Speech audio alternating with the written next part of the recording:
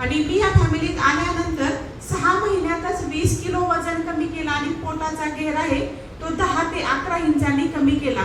माझं फक्त वजनच वाढलं होतं का? नाही, तर मला मायग्रेन, ऍसिडिटी आणि पीसीओडीचा पण त्रास होता. तो पण माझा पूर्णपणे म्हणजे कमी झाला, म्हणजे पूर्णपणे कमी झाला म्हणेल. आणि मला बोनसमध्ये रिझल्ट मिळाला म्हणजे मला अस्थमा ॲलर्जीचा, जो की मला लहानपणापासूनच अस्थमा होता.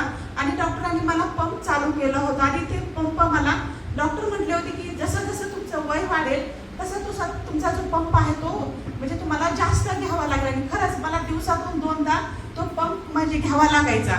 आणि वजन वाढलेलं होतं. मी मार्केटमध्ये जरी गेले ना तरी मला इतक्या शिंका यायच्या आणि रात्री म्हणजे झोपेपर्यंत तर मला तो पंप म्हणजे घेतल्याशिवाय झोपच येत नव्हती.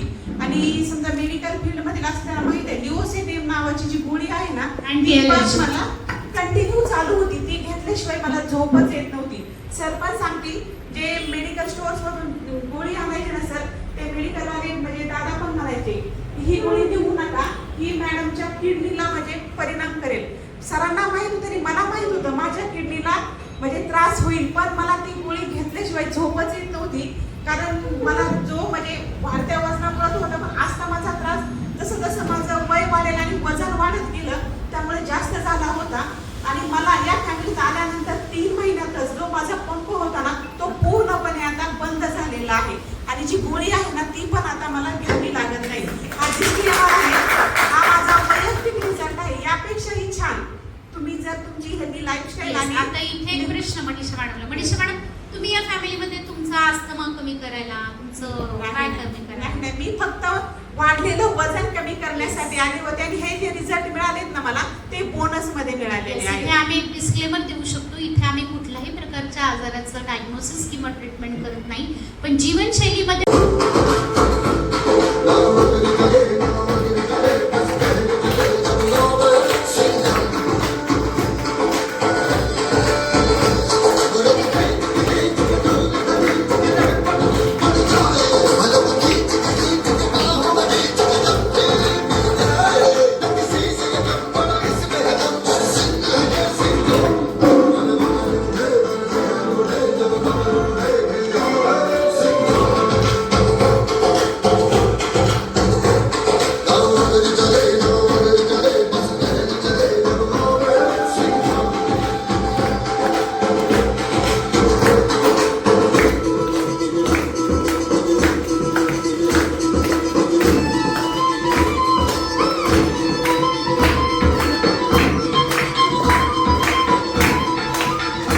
संपदा शत्रु बुद्धी विनाशाय दीप ज्योती नमस्तुभ्यं. त्यामध्ये शुभम करोति कल्याणम, सगळ्यांचं चांगलं होऊ दे. आरोग्यम धनसंपदा सांगितलेलं आहे, त्यासाठीच आपण आज इथं जमलेलो आहे. शत्रु बुद्धी विनाशाय जे आपण म्हणतो की हे सुद्धा खूप महत्त्वाचं आहे. म्हणून जे आपण म्हणतो ना की दवाखान्याची पायरी आणि कोर्टाची पायरी चढू नये पूर्वज म्हणायचे, तर हे सगळे आपल्या एका श्लोकामध्ये येऊन जातं. दीपज्योती नमस्तुभ्यं म्हणजे आपण देखील त्या ईश्वरी शक्तीचे अंश आहोत आणि अहम ब्रह्मास्मी या तत्वावर अवलंबून राहायचं आहे. म्हणजे आपल्याला कुठलीही चिंता काळजी वगैरे बाकी लागणार नाही, अशा प्रकारे त्यामध्ये विचार होतो. तर आता लक्षात घ्या की सेहतचे सफलता म्हटल्यानंतर सेहत म्हणजे पाया आणि सफलता म्हणजे एक प्रकारची शिखर आहे. तर आता म्हणूनच आपली संस्कृती आता काय म्हणतो की आरोग्यम धनसंपदा असे उद्देश असतात. कोणी असो, धर्मपालन म्हणजे कर्तव्य कर्म इति धर्म. हा म्हणजे आता तुम्ही कोणी आईचं कर्तव्य करतं, मुलीचं कर्तव्य करतं, प्रत्येक जे कर्तव्य करायचं आहे तर त्यासाठी आपल्याला आरोग्य चांगलं लागतं. आरोग्य जर व्यवस्थित नसेल तर आपण आपलं कर्तव्य चांगलं करू शकत नाही. आणि त्या कर्तव्यामध्ये पुन्हा सांगितलंय की परोपकारम इदम कर्तव्य, म्हणजे परोपकारम इदम शरणम, निश्चिंतनार्थम इदम मना, विवेकार्थम इदम बुद्धी, ज्ञानार्थम इदम जीवनम. म्हणजे पैसा हा आपल्या आयुष्याचं एक साधन आहे आणि साध्य जे आहे ते आपलं जे आहे ते वेगळं आहे. एक कमवणे जर आपल्याला आपल्या स्वतःचं आयुष्य इतरांचं वगैरे बाकी व्यवस्थित जर जगायचं असेल, जीवनचरित्राचं व्यवस्थित करायचं असेल तर आपल्याला पैसा कमवावा लागतो प्रत्येकांनाच. जर आपलं शरीर आणि मन चांगलं असेल तरच आपण योग्य दिशेला जाऊ शकतो आणि चांगला पैसा कमवून आपण आपल्यासाठी, समाजासाठी, स्वतःच्या कुटुंबासह आत्महत्या केली.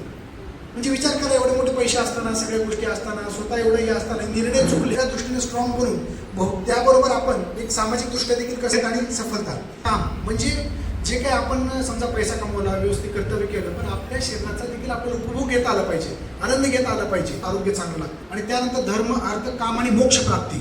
जरी इच्छा असली माझं ब्रह्मचर्य आश्रम झालेलं आहे तर प्रत्येक क्षेत्रातला जर व्यक्ती शारीरिक, मानसिक आणि आत्मिकदृष्ट्या जर आनंदी राहिला, प्रसन्न राहिला, आरोग्यवान राहिला, तर तो त्याच्या क्षेत्रामध्ये अशा प्रकारचं कार्य करतो की तो स्वतःसाठी आणि समाजासाठी करायला लागतो आणि ह्यातूनच आपला समाज आणि राष्ट्र उन्नतीचं कार्य होऊ शकतं. हे सगळ्यात महत्त्वाचं आहे. म्हणून आपल्या संविधानामध्ये सुद्धा आर्टिकल 21 नेक्स्ट मध्ये कस राहिलेला नाही जेवढा पूर्वी होता. तुम्ही बघत असाल की माझ्या सासूबाई तर नेहमी म्हणतात की आम्ही वांग्याची भाजी करायचो, मेथीची भाजी करायचो, तो वास असा रस्त्यावर जायचा, येऊन शेजाऱ्यांनी विचारायची की वांग्याची भाजी करताय, मग आता तुमच्या भाज्यांचा कसा वास येत नाही. तर मग इथे एक प्रश्न येतो की आपण तेवढं गावरान अन्न खातोय का, आपण संकरित जे काय अन्न खातोय किंवा केमिकल फर्टिलायझर युक्त अन्न जे खातोय ते निकच प्रकारचं अन्न आपल्या पोटामध्ये जातंय. आपण फक्त जिभेसाठी सध्या अन्न खातोय, त्याच्यामध्ये पोषक द्रव्य किती राहिलेली आहेत हा खरा प्रश्न आहे. कारण जी खनिज द्रव्य आहेत जमिनीमध्ये, मी तुम्हाला जसं म्हटलं की जमिनीचा कस खायला लागले. पूर्वी बघा ना, खरीप आणि रब्बी 2च पिकं असायची की नाही. आता काय होतं, आंतरी पिकं आली आणि आमच्या आजोबा तर जुनं धान्य वापरायला लावायचे. पाणी जे होतं ते तळ्यातलं विहिरीतलं पिलं जायचं. आता आपण क्लोज बोअरवेलमधलं पाणी पितोय, म्हणजे त्या पाण्याला हवा, प्रकाश असं सगळं लागायचं. जमीन जी आहे ती एक पीक झाल्यानंतर तळू द्यायचे, ते है ना, ऊन लागू द्यायचे, मग त्याच्यामध्ये खत टाकलं जायचं, नांगरलं जायचं, जे काही प्रोसिजर असतात त्या करून मग घेतली जातात. आता तसं होतंय का नाही, आंतर पिकं घेतली जातात आणि त्याच्यामुळे जमिनीचा जो कस आहे तो खालावलेला आहे. त्याच्यामुळे त्याच्यामध्ये जे काही खनिज द्रव्य, जे काही जीवनसत्व आपल्या अन्नामध्ये पाहिजे ते सध्या तेवढी पाहिजे त्या क्वांटिटीमध्ये येत नाहीत. त्याच्यानंतर येतं की बाबा ट्रान्सपोर्टेशन, जो काही माल शेतकऱ्यांकडून ट्रान्सपोर्ट होऊन आपल्याकडे येतो त्या दरम्यान त्याच्यात काही प्रिझर्वेटिव्स तो टिकवण्यासाठी असतील किंवा अडल्ट्रेशन जे म्हणतो पण भेसळ ती पण केली जाते. दुसरी गोष्ट ती आपल्यापर्यंत येऊपर्यंत तुम्ही विचार करा ना, आपण भाजीवाल्याकडे जातो, खरं सांगा इथे आठवड्याचा बाजार करणारे किती लोक आहेत. मी पण आधी तसंच करायची, आठवड्याचा बाजार आहे ना, तर आपण काय करतो, त्या माणसाकडे जो भाजी विक्रेता आहे त्याच्याकडे जे येतो ते पाणी मारून मारून तो 2 ते 3 दिवस विकतो. आपण ते आणतो फ्रीजमध्ये, आपण 8 दिवस ठेवतो, विचार करा, आणि मग तुम्ही ते भाजी बनवून खातात. त्याच्यामध्ये पोषण किती राहिलं हा पण खूप गंभीर प्रश्न आहे. त्याच्यामुळे काय होतं, आपलं जे अन्न, आपली जी शरीराची नीड आहे ती कंप्लीट न झाल्यामुळे क्रेविंग्ज होतात. तुम्ही बघितलं असेल, छोटी छोटी मुलं असतात ना, स्कूलमधनं आल्यावर स्पेशली ते गोड खायला मागतात. नुसतं ऑब्झर्व करा, कॅडबरी है ना, किंवा काय त्यांना तळलेलं असे जे पदार्थ आहेत ते खायची इच्छा होते. कशामुळे होते माहिती का तुम्हाला, त्यांच्या शरीरामध्ये खनिज आणि प्रथिनं कमी असल्यामुळे ती इच्छा करतात. त्यात त्यांचा दोष नाही, त्यांच्या आहारामध्ये जर ती इन्क्लूड केल्या गेली आहे. पुढे मी माझ्या मुलाचा पण रिझल्ट शेअर करणार आहे, तर ती गोष्ट आपण कमी करू शकतो. लहान लहान वयामध्ये केस पांढरी होणं, वजन वाढणं, त्याच्याबरोबर आता सगळ्यात महत्त्वाचा विषय आहे की बाबा जॉबलेस काय म्हणतो आपण त्याला, म्हणजे सुशिक्षित तर आहेत लोक, एज्युकेशन घेत आहेत पण त्या मानाने ते कमवत नाही, किंवा अंडर पेमेंट जे म्हणतो पण कॉन्ट्रॅक्ट बेसिसवर कामं करणारी, हा सुद्धा खूप गंभीर प्रश्न आहे. आणि त्याच्यामुळेच ते किती आपल्या अन्न वस्त्र निवारा ह्याच्यावर किती एक्सपेन्स करू शकतात हा पण खूप गंभीर प्रश्न आहे. तर ह्या सगळ्या गोष्टींचा विचार केला गेला. या T20च्या यांत्रिक युगामध्ये आपण पाहतो की पूर्वी कसोटीला गर्दी असायची, वन डेला गर्दी असायची, आता आपल्याला फक्त T20 मॅच लागते. जे T20च्या यांत्रिक युगामध्ये आपले शारीरिक कष्ट कमी झाले आणि मानसिक ताणतणाव अधिक वाढलेला आहे. भारतीय संस्कृती यांचा निसर्गाशी या दोघांचा संबंध आपला तुटत चाललेला आहे आणि आधुनिकांचं अंधानुकरण, वाढते व्यसनाधीनता, या सगळ्याच गोष्टींमुळे जे काही सायकोसोमॅटिक डिसऑर्डर्स निर्माण होते, ताणतणाव, त्याच्यामुळे जे काही हॉर्मोन इम्बॅलन्स बॉडीमध्ये निर्माण होतं, त्यामध्ये डायबिटीज, ब्लड प्रेशर, त्यानंतर हार्ट डिसिजेस असतील, थायरॉइड असतील, संधिवात असतील, स्किन डिसिजेस असतील, विविध प्रकारचे जे आजार आहेत, तर हे न बरे होणारे आजार आहेत. हे आपल्याला माहिती आहे. पण सध्या जे वाढतंय ते PCOD, पॉलिसिस्टिक ओव्हरियन डिसीज, त्याच्यानंतर आफ्टर मॅरेज लवकर कन्सेप्शन न होणं, त्याच्यामध्ये पिरियड्समध्ये इरेग्युलॅरिटीज असणं, खूप छोट्या छोट्या मुली अशा असतात, अनमॅरिड मुली पण असतात, छातीमध्ये गाठी होणं, किंवा प्युबर्टी एजवाली जी मुलं असतात त्यांचं अचानकपणे वजन वाढायला लागतं बघा, जेव्हा ते किशोर वयामध्ये यायला लागतात. आणि अशा मुलींमध्ये किंवा मुलांमध्ये वजन वाढणं, स्थूलता हा खूप गंभीर प्रश्न निर्माण होत आहे. आणि थायरॉइड पण होतो अशा लोकांना, आणि तो वेळच्या वेळी जर ट्रीट नाही केला गेला तर त्याचे फॉर लॉंग टर्म हे फाईन इफेक्ट होऊ शकतात. सगळ्यात महत्त्वाचं तर हे आजार आपल्याला माहिती आहे की एकदा झालं की कायमस्वरूपी बरे होते. ह्या आपल्या देशामध्येच नाही तर संपूर्ण जगामध्ये हे जे ब्लड प्रेशर आहे, डायबिटीस आहे, हार्ट अटॅक आहे, ह्यासाठी विविध ह्याच्या कित्येक अब्जावधी रुपये खर्च करून यावर कायमस्वरूपी उपचार करण्याचा प्रयत्न करतात. असे खरोखर पाहिजे. आपली भारतीय संस्कृती काय सांगते की असे एक उपचार पाहिजे की तुम्ही 4 महिने नाही 6 महिने द्या, त्यानंतर एक पण गोळी लागली नाही पाहिजे. अशा प्रकारचं जर झालं तर ठीक आहे, तुम्ही एक दिवस गोळी खाता बीपी शुगर कंट्रोलमध्ये, परत दुसऱ्या दिवशी खावंच लागतं. म्हणजे मरेपर्यंत औषधं खायची पाळी असते. बाकीचे सध्या मेडिसिनवर आहे, कारण आम्ही जे काम करतो तो मेडिसिन फ्री लाईफ, तुमची जीवनशैली जी आहे ती करेक्ट करून आपण मेडिसिन फ्री लाईफ कशी जगू शकतो किंवा आपलं क्वालिटी ऑफ लाईफ आपण कसं वाढवू शकतो. म्हणजे मेडिसिन फ्री जगणं किंवा सरांनी जी हेल्थची व्याख्या सांगितली तर त्या पद्धतीने जगण्यासाठी प्रयत्न केला. तर इथे थायरॉइडच्या गोळ्या कोणाला चालू आहेत का किंवा हार्मोनल पिल्स वगैरे असं काही कोणाला चालू आहेत का? तर सगळ्यात महत्त्वाचं यामध्ये असं आहे की जसं आता स्टेटची सरांनी मॅडमनी सांगितलं हेल्थ, तर हेल्थ आपल्या संस्कृती काय सांगते की प्रसन्न आत्मा इंद्रिय मन स्वास्थ्य त्याबी देते. म्हणजे नुसतं शरीर चांगलं उपयोग नाही आहे, किंवा माझं शुगर चांगली आहे, बीपी चांगलं आहे म्हणजे नाही आहे. प्रसन्न मन, आत्मा, इंद्रिय ह्या सगळ्या गोष्टी देखील प्रसन्न पाहिजे तरच आपण म्हणतो. आणि जर WHOची जर व्याख्या बघितली तर health is a complete state physical wellbeing not merely absence of the disease, अशा पद्धतीने त्यांनी सांगितलं. म्हणून कम्प्लीट हेल्थ जर आपल्याला पाहिजे असेल, जसं 3 पायी असतात की एक जरी पाय नसला तरी ते 3 पायी व्यवस्थित राहत नाही, तशा पद्धतीने आपलं शरीर हे केवळ शरीर नाही आहे, तर शरीर, मन आणि आत्मा या 3 गोष्टीवर आपलं अवलंबून असतं. म्हणून ॲलोपॅथी ठीक आहे, साधारणपणे शरीरावर काम करतं. मनाकडे जायचं असेल तर योग, आयुर्वेदापर्यंत जाऊ शकतो आपण. आणि आत्म्याला जर संतुलित ठेवायचं असेल तर अध्यात्म आणि हे बाकीचे शास्त्र आहेत. नुसते अध्यात्मावर देखील आपल्याला 1-1 तास बोलता येईल. तर ह्या पद्धतीने म्हणजे शरीर, शारीरिक, मानसिक आणि आत्मिक अशा पद्धतीने आपण हेल्दी पाहिजे असं म्हटलं तरी चालेल. शारीरिकचं एक उदाहरण देते. आपल्या मागे जर कुत्रं लागलं तर आपल्याला जीव वाचवण्यासाठी पळता येत आहे का? फास्ट, त्याच्यापेक्षा फास्ट आपण तसं करून जीव वाचवू शकतो का? हां, मानसिक, कोणी एखाद्या आपल्या विरोधात बोलतं तर आपण किती त्यावेळेला स्थिर राहू शकतोय, किंवा अशी कंडिशन निर्माण झाली की जे आपल्याला नको आहे, अशा वेळी आपण ती कशा पद्धतीने आपलं पूर्ण मानसिक ताकद लावून तिला हँडल करू शकतोय शांत डोक्याने, हे पण खूप महत्त्वाचं आहे. आपण पटकन चिडतोय का, हे पण खूप महत्त्वाचं आहे. आणि आत्मिक, तर आता इथे आपण आपल्या संस्कृतीमध्ये कायम शिकवलं जातं बघा, आपल्या ताटातलं आपण खाणं प्रकृती, दुसऱ्याच्या ताटातलं आपण घेऊन खाणं विकृती, आणि आपण आपल्या ताटातलं दुसऱ्यांना देणं ही संस्कृती. तशाच पद्धतीची हेल्थ आणि काय म्हणतो आपण त्याला की क्वालिटी ऑफ लाईफ आम्ही आमच्या ताटातली दुसऱ्यांना द्यायला तयार आहोत. तुमची त्याच्यासाठी यायची तयारी आहे का? तर अशा पद्धतीने आपल्याला माहिती आहे, मी जाताना अध्यात्मावर जास्त बोलणार नाही, ह्याच्यावर 1-1 तास बोलता येईल.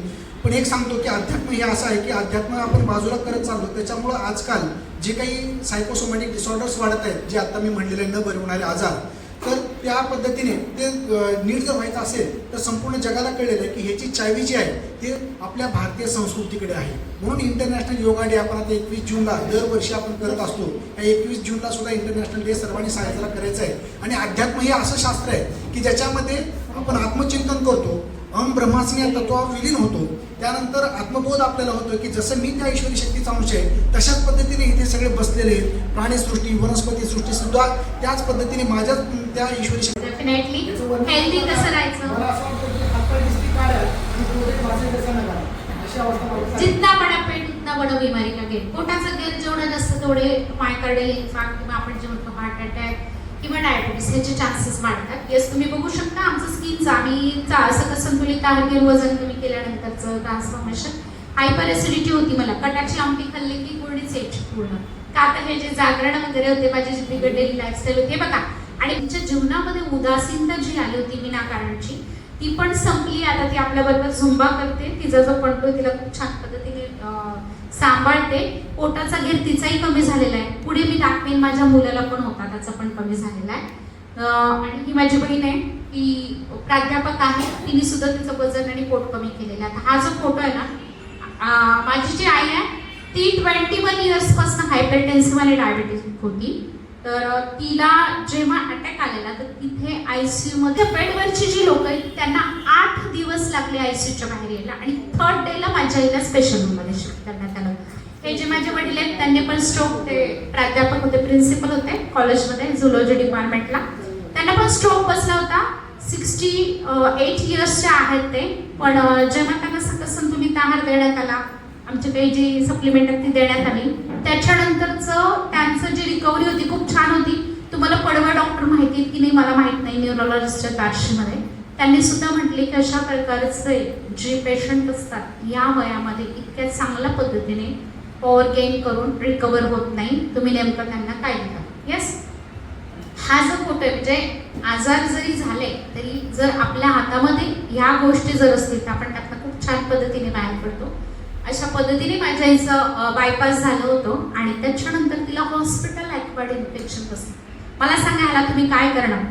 दिवसाला आता तर माझ्यापेक्षा हाईट वाढली, पोटाचा घेर बघा त्याचा. शाळेतनं आल्यावर आमचं मेडिकल आहे, हॉस्पिटल अटॅच. तो स्कूलमधनं उतरला की आधी तिथे जायचं, त्याच्या आजोबांकडनं पॅक फूड घ्यायचं, सॅकमध्ये टाकायचा, वर यायचा. त्याला माहिती आहे मम्मी रागवणार.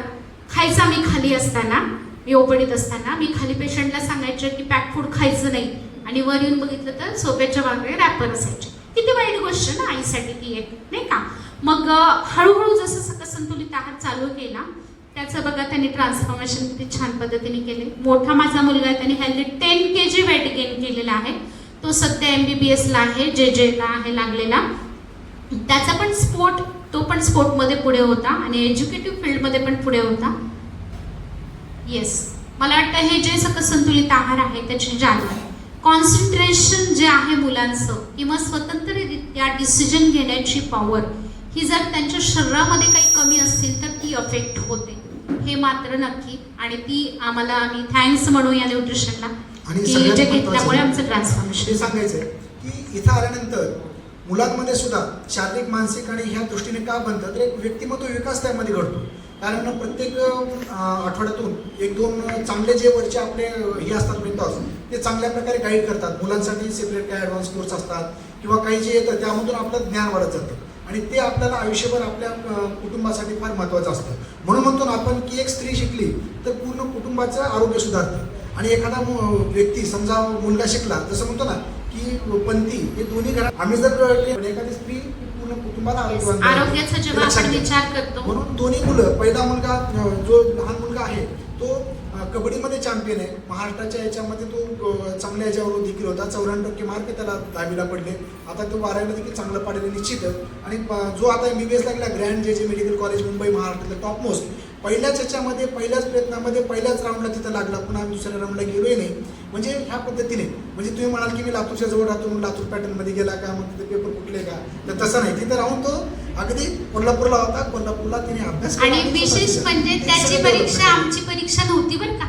त्याने दिली नीटची एक्झाम, त्याने दिली. कुठल्याही प्रकारे आम्ही त्याला वाहन घेऊन सोडायला गेलो नाही, त्याच्याजवळ मी जाऊन राहिले नाही. कारण आमचं जे हॉस्पिटल आहे ते सांभाळत असताना त्याच्याजवळ जाऊन राहणं, त्याचा अभ्यास घेणं अशा पद्धतीने न होतं त्याने जे स्वतः केलं हे मेन महत्वाचं आहे. ह्या फॅमिलीला आम्ही जर जोडलं नसतो तर अशा प्रकारे ट्रान्सफॉर्मेशन आमचा झाला नसता पूर्ण परिवाराचा. येस, आरोग्याचा जेव्हा विचार करतो तेव्हा आहार, विहार, वेळच्या वेळी केलेला व्यायाम आणि व्यसनांपासून मुक्ती हे खूप मॅटर करतं. आणि लहान मुलं जेव्हा रेग्युलर आपल्याबरोबर व्यायाम करायला लागतात, आहार नीट घ्यायला लागतात, तर डेफिनेटली त्यांच्यामध्ये ते एक चांगली व्यक्ती, चांगला नागरिक म्हणून डेव्हलप होऊ शकतात. अशा पद्धतीने पर्सनॅलिटी डेव्हलपमेंट होते. काही नवीन स्किल आपण डेव्हलप करतो. माझे 2 पुस्तकं आहेत. पहिले आरोग्य अमृत म्हणून आहे, दुसरं आरोग्याचं संविधान म्हणून आहे. हे नाव आम्ही दिलेलं नसतं, दिल्लीवाल्याने रिकमेंड केलेलं असतं अशा प्रकारचं. कारण ज्यांना योग, आयुर्वेद, अध्यात्म, मॉडर्न सायन्स ह्या एवढ्या लेवलचं नॉलेज असणारं कदाचित इंडियामध्ये मी एकच असेल, पण परंड्यासारख्या ठिकाणी गरिबीमुळं पडल्यामुळं प्लॅटफॉर्म व्यवस्थित नाही मिळाल्यामुळे कदाचित तिथं असेल, पण तरी आम्ही विविध मार्गातून आम्ही लोकांची सेवा करण्याचा प्रयत्न करत असतो. आणि अशा पद्धतीने पुन्हा मी ह्याच्यामध्ये आल्यानंतर फिटनेस, झॅथलिक फिटनेस चॅलेंज, हे मिलिंद सोमन जे पॅशनेटेड ॲथलेट्स आहेत त्यांनी डॉक्टरांसाठी पूर्ण इंडियामध्ये त्यांनी हे एक फिटनेस चॅलेंज केलं होतं. त्यामध्ये एक टास्क होती आणि काही क्वेश्चन्स असतात, तर त्या पद्धतीने मी त्यामध्ये घेतलं आणि मी माझ्या पद्धतीने चालू राहिलो. 2 महिन्यानंतर मला फोन आला, मी कधीच पुन्हा फोन केला नाही त्याचं काय झालं म्हणून, की सर तुम्ही आम्हाला कित्येक डॉक्टरांनी त्रास दिला की काय झालं त्याचं काय झालं, पण तुमचा कधी नाही आला, पण नंबर मात्र तुमचा आला. जेव्हा मी गेलो मुंबईमध्ये तेव्हाच मला कळलं की मी महाराष्ट्रातच नाही तर ऑल ओव्हर इंडियामध्ये 1 नंबर नाही, 2 नंबर आणि 2 नंबरला जे आहे ते ग्वालियरचे, 3 नंबरला कलकत्त्याचे. कलकत्त्याचे कटक डान्स चांगलं करायचे. आणि हा जो फोटो बघताय ना, हा फोटो का ठेवलाय? मिलिंद सोमनजींनी एक सांगितलं होतं की जे पुशअप करतील 30 पुशअप विदाउट ब्रेक त्यांच्याबरोबरच मी फोटो काढेल, आणि आम्ही चौघांनी केले होते म्हणून आम्ही हा फोटो ठेवला. येस, अशा पद्धतीने बऱ्याच म्हणजे ठिकाणी रेकग्नायझेशन पण झालं. सुरवंटाचं फुलपाखरू जसं रूपांतरित ट्रान्सफॉर्मेशन होतं तशा पद्धतीने आपल्या फॅमिलीमध्ये आल्यानंतर आपलं केवळ आरोग्य सुधरत नाही तर इतरही व्यक्तिमत्व विकास पर्सनॅलिटी डेव्हलपमेंट होऊन जाते, ज्याच्यामुळे हे आपोआप रेकग्नायझेशन होत राहतं. येस. आता हा मेन महत्वाचा मुद्दा. तुम्हाला कदाचित वाटेल की हे स्वतःच कौतुक स्वतःची तोंडाने सांगतो, पण आम्ही का सांगतोय? आता पहिल्यांदा आमच्याकडे पैसा होता, फेम होतं, हा, पण फॅमिली लाईफ जे म्हणतो ते नव्हतं. ते खाली असायचे, मी वर असायचे, मी वर गेले की ते खाली जायचे, किंवा मग ते वर गेलेले असताना मी खाली असायचे. जेवण सुद्धा आमचं बरोबर होत नव्हतं. त्याच्यानंतर बाहेर फिरायला जाणं तर सोडाच. ह्या पद्धतीने तर सगळ्यांना आवडतं हेल्दी फॅमिली असलेली आहे ना, म्हणजे निरोगी फॅमिली, ज्याच्यामुळे आपण सरांनी जसं म्हटलं धर्म अर्थ काम मोक्ष ह्या सगळ्या गोष्टी हासिल करू शकतो. दुसरी गोष्ट वेल्थ, दोन्ही गोष्टी गरजेच्या आहेत. सगळेजण म्हणतात पैसा पैसा काय करतात, पण पैसा पण कुठेतरी मॅटर. व्यायाम करा, न्यूट्रिशन घ्या, त्याच्यामध्ये जे काही सगळं संतुलितमध्ये बोन मास, माझं जे काही बोन मास कमी झालं तर मसल मास कमी झाला, फॅट वाढला होता. तर ह्याच्यामुळे काय झालं की मसल डेन्सिटी वाढली, बोन डेन्सिटी वाढली, त्याच्यामुळे आपोआप आपला BMR वाढतो आणि हळूहळू पुरी 2-2 तास जिम करतो. जरी जास्त करता नाही तर का पूर्वी 80% व्यायाम करायचो, 1% काम करतो, 20% फक्त व्यायामाची गरज असते. आणि हे मॅडमनी जवळपास बघा 6 महिन्यामध्ये खर्च जो असतो, जे काही आतल्या गोष्टी असतात, सॅनिटायझेशनच्या गोष्टी असतात, लोकांचा पगार असतो, तर हे सगळं झालं असतं का माझी मुलं मी इंटरनॅशनल स्कूलला टाकू शकले असते का? बिलकुल नाही. आणि हेल्थ तर बिलकुल नसली असते. बऱ्याच वेळा तुम्ही बघता की खूप कमी वयामध्ये ना आजूबाजूला बघा तुम्ही वैद्यकीय व्यावसायिक हे हार्ट अटॅक, प्रीमॅच्युअर डेथ याला बळी पडतात. किंवा तुम्ही बघितलं असेल आता आमच्या परिणामामध्ये तर परवा एक विद्यार्थिनी ती स्पीच देत होती आणि स्पीच देता खाली कोसळली. अशा पद्धती जे आहे ना अचानक त्यात हे पण नाही झाले पाहिजे. ह्याच्यासाठी पण आपण काम करणं हे खूप गरजेचं आहे. पूर्वी सायकल अजूनही वापरतो मी मधनात, पण मॅडमनी मला ही बुलेट गिफ्ट दिली त्यांच्या ह्याच्यामधून की बाबा तुमचीच मुलं हाताखाली काम करणारे त्यांच्या गाड्या घेतात, तुम्हाला पेट मारून जातात आणि तुम्ही सायकलवर जातात. अरे खूप डॉक्टर मला सायकलवर चाललंय, सरकारी ते माझं हॉस्पिटल, मी सायकल का तुम्ही त्याला जागृती व्हावी यातून फिट. आणि मी तेव्हा होते 42 वर्षांची, ठीक आहे. 67 पण आम्ही त्याच्यावर पण काम केलं.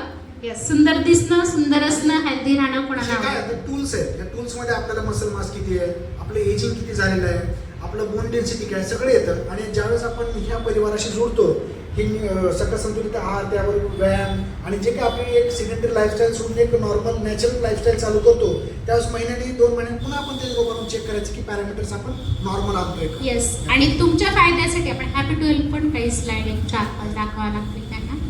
येस, बघा इथे काय म्हटलं गेले, health wealth is equal to life. छान असं म्हणजे मी तुमच्याकडे आलतो परांडेला त्यावेळेस म्हणजे माझ्या लग्नात पण इतकं सुंदर असं डीजे वाजून स्वागत नव्हतं केलं, इतकं सुंदर असं रिकग्नेशन माझं झालं की मस्त असं स्टेजवरती ऑन स्टेज असं मस्त वाजवत मला ऑन स्टेज नेलं गेलं आणि तिथं सगळ्यांच्या समोर जवळजवळ 2-3 हजार लोकांच्या समोर माझं रिकग्नेशन झालं. हे फार मला महत्त्वाची गोष्ट आणि खूप आनंदाची गोष्ट आहे माझ्यासाठी.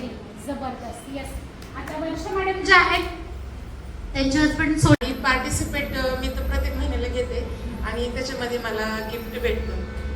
Yes, ma'am. बरं मला एक सांगा, या फॅमिलीमध्ये जर तुम्ही नसला असता, तुम्ही सर सीमेवर असताना किती वेळ तक स्टॅबिलिटीने काम करू शकला असतात, किती मुलांना काय करू शकला असतात? तुम्ही आता मी बघते तुम्ही रेग्युलर असता Yes. एक्सरसाइजला, आणि जर तसं नसतं तर काय झालं असतं? तुमचा पण फोटो दाखवणार आहे. Yes ma'am. तुम्ही कशा म्हणजे आल्या, माझ्यामध्ये कशा आल्या? बिलकुल कॉन्फिडन्स नव्हता. त्या फॅमिलीमध्ये आल्यानंतर मला समजलं म्हणजे आपण आपल्याकडे कसं लक्ष दिलं पाहिजे आणि मुलांना कसं प्रकारे हेल्थ म्हणजे सुधारली पाहिजे आणि मिस्टरांकडे पण लक्ष गेलं माझं व्यवस्थित. आधी म्हणजे चिडचिड होती, ड्युटीवरून येणं जाणं टायमिंगचं म्हणजे हे नव्हतं, मग मी चिडचिड करायचे.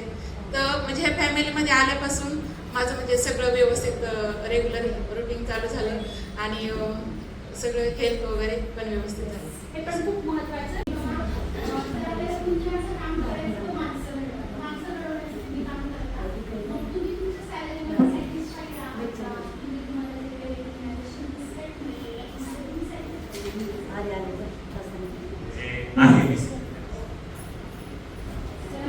satisfied सरांना एक प्रश्न जी आपल्याला आपल्या अन्नातून घ्यावी लागतात पण आपल्या आणण्यामध्ये सध्या नाहीत का तर जमिनीचा खालावलेला कस त्याच्यामुळे आपल्याला अशा पद्धतीचं स्मार्टफोन भेटतं. आता मला सांगा, आता साध्या बटनाचा मोबाईल किती जणांकडे या हॉलमध्ये बसलेल्या किती जणांकडे साध्या बटनाचा मोबाईल?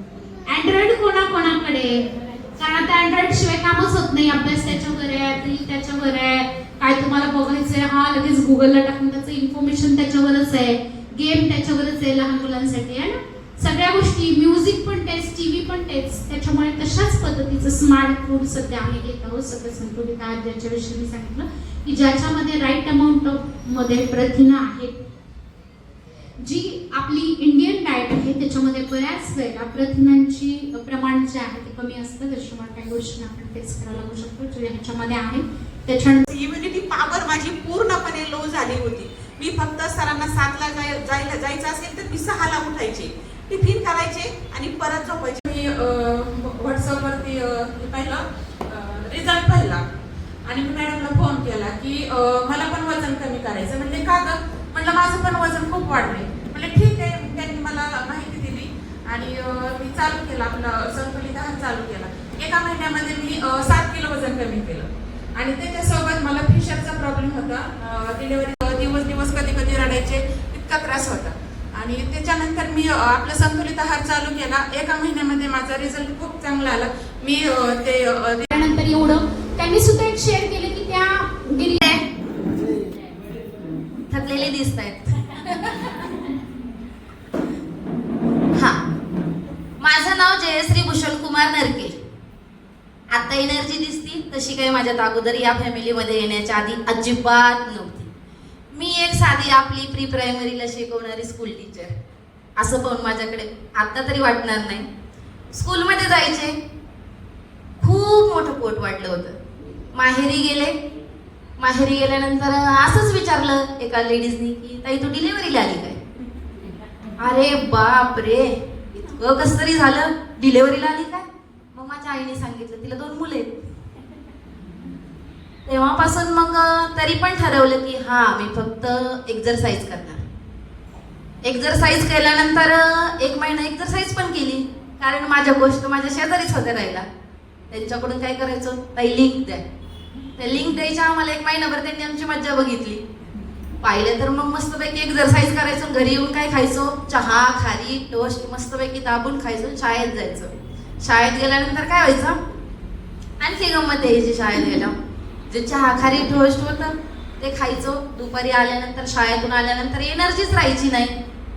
एनर्जी अशी लो व्हायची की आल्यानंतर मस्तपैकी बेडवर झोपून राहायचे. हे म्हणायचे अरे जयश्री काहीतरी कर. हे म्हणायचे मला काही एनर्जी नाहीये, मी इथून उठू शकत नाही. तुम्हाला करायचंय चला बाहेर घेऊ. संध्याकाळी आठवड्यातून 5 वेळा तर आम्ही हॉटेललाच जेवायला असायचो. हॉटेलवाले सगळे पाठच होते. याच्यामुळं काय व्हायचं, वयाच्या 30व्या वर्षानंतर मला काय झालं की लो बीपीचा त्रास व्हायला लागला. अगदी 30व्या वर्षी कधीही चक्कर येऊन पडले तर ह्यांना फोन यायचा शाळेतून, तुमच्या मॅडमला चक्कर आली, दवाखान्यात घेऊन चला. दवाखान्यात घेऊन जायचे, एक सलाईन लावलं पण अर्ध संपत आलं तरी पण मला काही शुद्ध यायची नाही. पूर्ण मी शुद्धीतच नसायचे. मग नंतर 30व्या वर्षानंतर मॅडम म्हणायचे अगं काय हे वय का तुझं चक्कर येण्याचं, लो बीपी? अरे लोकांचा बीपी वाढलेला कमी करता येतो, कमी झालेला वाढता येत नाही. कधी मरशील तर तुझ्या पोरांना कोण बघायचं? आता करणार काय, ऑप्शनच नव्हतं.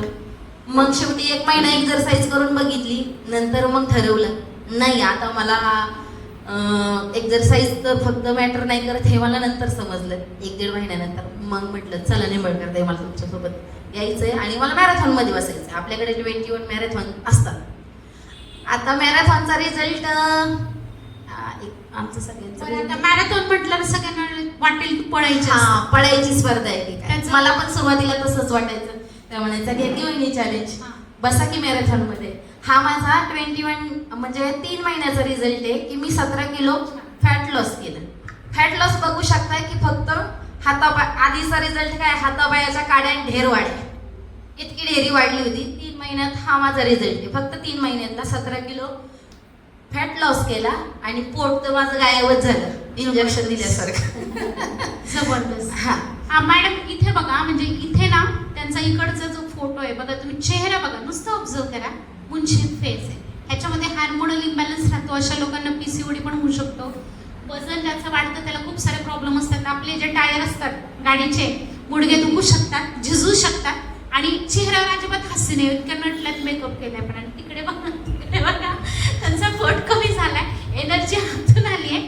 आणि त्याच्या बरं मला मॅडम सांगा, सर किती खर्च व्हायचा हो? आठवड्यातून 4 वेळा हॉटेलिंग आणि IV सलाईन, मॅडमचा खर्च किती व्हायचा? पगार तर त्याच्यातच जात असेल निम्मी.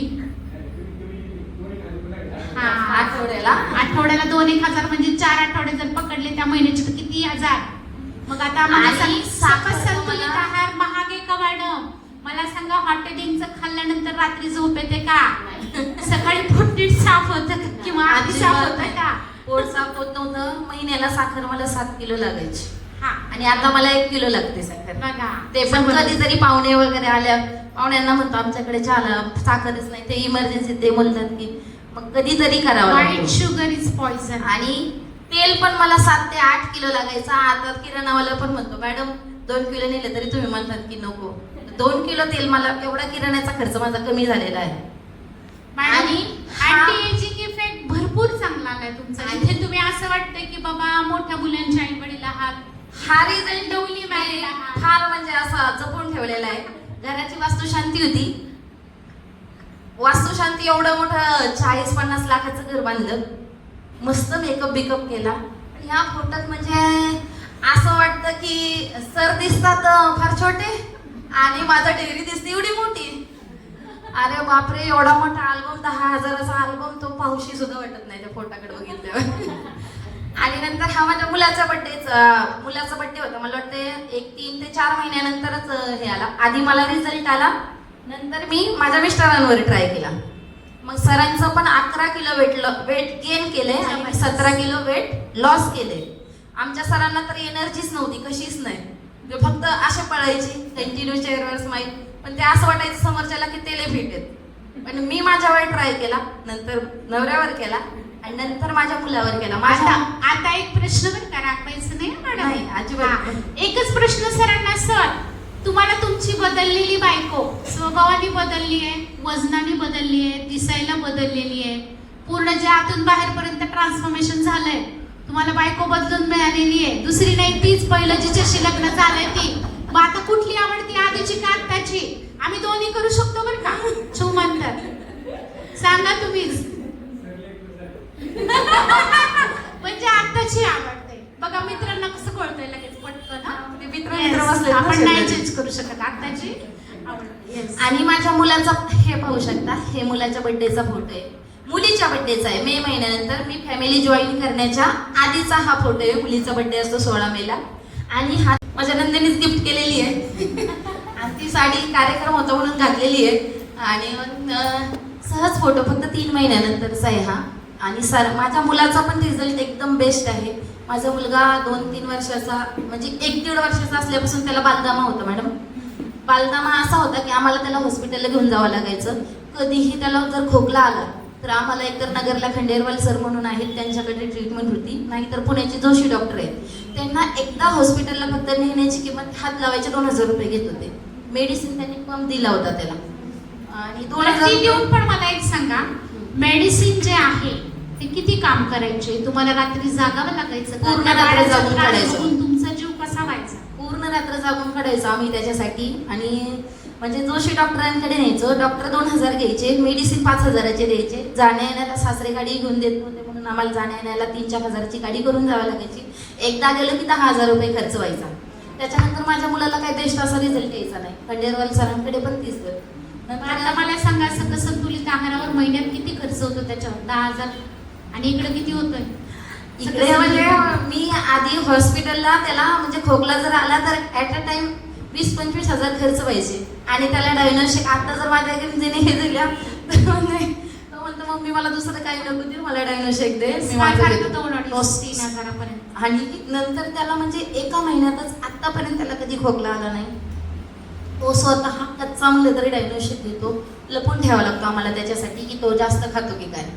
म्हणजे तो शेक पण माझ्यासाठी स्वतः बनवून देतो. मम्मी तुला कामाला जायचंय, मी बनवून देतो, थांब तू टेन्शन घेऊ नको. दीदी माझी मुलगी ही स्वतः बनवते माझ्यासाठी शेक. आणि विशेष म्हणजे सर पण बनवतात. टाळ्या मुलांसाठी. Yes. सर पण बनवून देतात. उशीर झाला ना बाई, आधी तुला बनवून देतो, तू चालता घे आणि मग जा. अतिशय उत्तम. मला फॅमिली बॉन्डिंग वाढली तुमची. खूप छान ते वाटलं. शेक बनवण्याच्या निमित्ताने का असेल ना, पण हो, वाढली खूप की छान. वाढली? खूप हे छान. जबरदस्त. आणि हाईट वेट पण खूप छान वाढलं. खूप. म्हणजे माझ्याकडे एक मुलगी होती अगदी 2 महिन्याची. तिची जी आई होती ती पण अंडरवेट होती. तिला 2 महिन्यापासून हा प्रथिनयुक्त आहार चालू केला होता. अगदी 2-2 चिमटीने चालू केला. आता ती मुलगी एवढी हुशार आहे, आली की पटकन केबिन मध्ये येते. तिचे केस, तिचे डोळे, तिची बोलण्याची पद्धत, हुशारी सगळी ॲप्रिशिएट. आणि मुलगी होती झोपडपट्टी, म्हणजे न्यूट्रिशनल डेफिशियन्सी राहतेच. आणि या सगळ्या गोष्ट मला अजून एक माझा रिझल्ट म्हणता येईल किंवा असं काय की मध्ये 1-2 वर्षापूर्वी आमच्या बाबतीत असाच इन्सिडेंट झाला होता. सर फार डिप्रेशन मध्ये गेले. सर म्हणायचे मला एवढं टेन्शन आहे, तू एवढी हॅपी का? आणि तुझ्याकडे एवढे पैसे कशाचे येते? तुझ्याकडे एवढे पैसे कसे असायचे? पण सरांना कुठं माहित? मग सरांना माहित होतं ना की मी पूर्ण ते 6 महिन्यात फक्त माझ्या हर्बल लाईफच्या पैशांवर आणि माझ्या न्यूट्रिशनवर हे केले. पूर्ण फॅमिली माझे एकदम पण पूर्ण माझ्या हर्बल लाईफने मला पूर्ण त्या पडत्या काळात मदत केली. त्याच्यामुळे मी कधीच सोडू शकत नाही. Yes ma'am. आणि जे स्वाभिमानाने जगतं ना, हो. भले कॉन्ट्रॅक्ट बेसिसवर काम करणार असो किंवा पूर्ण पेमेंट घेणार असो, पण जेव्हा अशी वेळ येते तेव्हा दुसऱ्यांसमोर हात पसरायला नको वाटतं, आवडत नाही. है ना? आणि आता माझे मामा आले नाहीत, त्यांना पण म्हणजे त्यांचं 94 वेट होतं, माझ्याकडे आले त्यावेळेस. आणि आता त्यांचं वेट झालंय 78. म्हणजे त्यांचं पण त्यांना यायचं होतं, पण त्यांच्याकडे इमर्जन्सी आता पाहुणे आले म्हणून ते आले नाही. ते म्हणतात मी लग्नात पण बरं झालं माझं तिच्याशी लग्न झालं, म्हणजे तू माझ्या लाईफ मध्ये आली म्हणून तू माझं एवढं. मी लग्नात पण एवढा छान नव्हता दिसत, तेवढं मी आता छान दिसतोय. छान. आणि माझ्यात एनर्जी पण तेवढी राहिली. जबरदस्त. आणि शिवाय ते पूर्ण निगेटिव्ह होते, आता एकदम पॉझिटिव्ह झालेले आहेत. थँक्यू म्हणेल माझ्या कोचला. आणि आवडते कपडे पण घालता यायला लागले. हो, हा त्यांचा रिझल्ट आहे. हँडसम पण दिसायला हो. लागले. जबरदस्त. Very nice. आणि असेच मी खूप जणांना रिझल्ट दिलेले आहेत आणि त्यांचे पण छान रिझल्ट असे आलेले आहेत. आणि फक्त त्यांच्या बेस्ट विशेष जे आहे त्यानुसारच मी माझी लाईफ जगते. आता ह्या मॅडम पण माझ्याकडूनच न्यूट्रिशन घेतात, तुम्ही द्या मला. मॅडम थँक्यू म्हणतं कोणी, त्यांचं जे काही दमा अस्थमा अशा गोळ्या कमी झालेल्या असतील, थँक्यू म्हणतं. कसं वाटतं? हो, खूप छान वाटतं. असं वाटतं डॉक्टरच आणि झाले. आपली मुलं जेव्हा मेडिसिन फ्री लाईफ जगतात तेव्हा कसं वाटतं? गोळी देताना आणि शेक देताना मनातल्या भावना. गोळी देताना म्हणजे माझ्या हातपाय जर खोकला जर आला ना, तर मी अशा हातपाय लटपट कापायचे. त्यांना म्हणायचे हो चला ना, पटकन जायचंय, कुणाची तरी गाडी बघा, चला लवकर, त्याला हॉस्पिटलला घेऊन जायला पाहिजे, नको त्याला इथं. आणि इथल्या डॉक्टरांचं आम्हाला काही हे नव्हतं. आणि मग तिथं जाऊन चला ना लवकर, त्यांना सगळं काम सोडून माझ्या बरोबर यावं लागायचं. एकटी तर कधी जातच नव्हते. आता मी त्यांना म्हणते तुम्ही थांबा घरी, मी बघते माझं काय करायचं. आणि एक असतं बरं का, वजन वाढलेल्या लोकांना पण प्रॉब्लेम असतो, वजन कमी असणाऱ्या लोकांना पण प्रॉब्लेम असतो. स्नायू कमजोर असतात आणि इम्युनिटी डाऊन असते, त्याच्यामुळे त्याला असतं थँक्यू व्हेरी मच. नाव मनीषा निंबाळकर. मी खरं तर या फॉरममध्ये आले ते ॲसिडिटीसाठी आले होते खरं, पण माझ्या कोचचे मी रोज स्टेटस पाहत होते आणि माझे सगळे घरातले म्हणायचे तुझं वजन किती वाढले. वजन मिस्टर पहिले खूप चिडायचे की तुझं वेट खूप वाढले, तू काहीतरी कर. मी फिरायला पण जात होते पण माझं वेटच कमी होत नव्हतं. पण जेव्हा मी माझ्या कोचचे स्टेटस पाहिले, त्यांनी मला घरी बोलवलं, माझं वेट चेक केलं, सगळे माझे बॉडीचे पूर्ण पॅरामीटर मला समजून सांगितले. मी फक्त अफ्रेशच स्टार्टला घेतलं, न्यूट्रिशन काहीच घेतलं नव्हतं. मग मला त्या अफ्रेशमध्येच इतकी एनर्जी यायची की मी त्यांनी मला लिंक दिली की मी रोज वर्कआउट करायचे, जॉईन करायचे. मला वर्कआउटची तर पहिल्यापासून आवडच होती. मग असं करत करत त्या मला एक दिवशी म्हटलं न्यूट्रिशन घेऊन पहा. माझ्याकडे पैसे सुद्धा नव्हते, तरी मला कोचनी त्यांच्या स्वतः जवळचे मला न्यूट्रिशन दिलं. मी घेतलं. माझं जवळजवळ एका महिन्यात तरी म्हणजे 3 महिन्यात तर माझं जवळजवळ 8-9 किलो तर वेट झालं. मला त्यांनी 21 दिवसाच्या मॅरेथॉनमध्ये पार्टिसिपेट करायला सांगितलं, त्याच्यामध्ये माझा नंबर आला. असे करत करत मी 3-4 मॅरेथॉन पार्टिसिपेट केले. माझ्या प्रत्येक मॅरेथॉनमध्ये नंबर आले. मग माझ्या मिस्टरांना त्याच्यामध्ये त्यांनी माझ्याकडे रोज पाहिजे. मला म्हणायचे तू वजन कमी केला तर मला करायचं. आणि मग त्यांचं पाहून माझी मुलगी पण तयार झाली न्यूट्रिशन घ्यायला.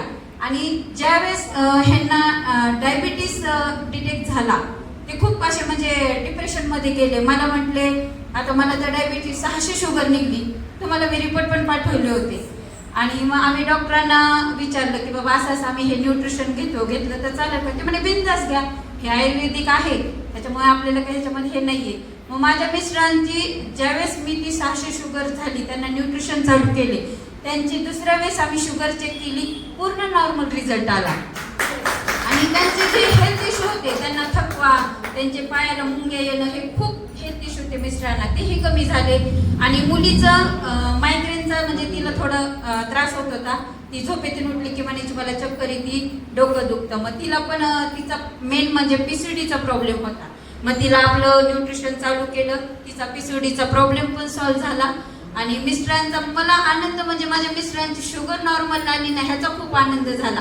आणि माझं तर वेट कमी झालं तर झालं, वेट कमी होऊन माझे हेल्थ इश्यूज होते की सांगण्यासारखेच नाही. घरचे म्हणायचे तू सारखीच आजारी पडती, आणि सासू सासरे म्हणायची ही ना आजारीच असती कायम. आणि मला रात्रीतून चक्कर येणं, पोटदुखीचा मेन इतका मॅडम त्रास होता मला की मला म्हणजे PCOD मध्ये तर होतच, म्हणजे एवढं आता तरी होत नाही. मी PCOD जरी असलं तरी वर्कआउट करते, पण घरी मला स्टॅमिना राहत नसायचा. मी 4ला उठून सगळे कामं आवरून स्कूलला जायचे, स्कूलवरनं आली की झोपून घ्यायचे.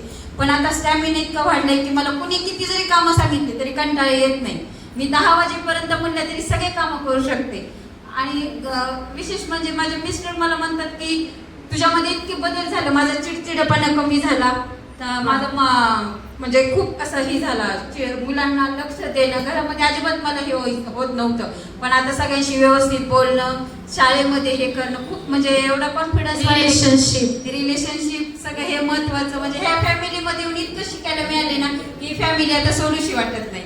थँक्यू म्हणाल माझ्या कोचला. आणि आयुष्यभरासाठी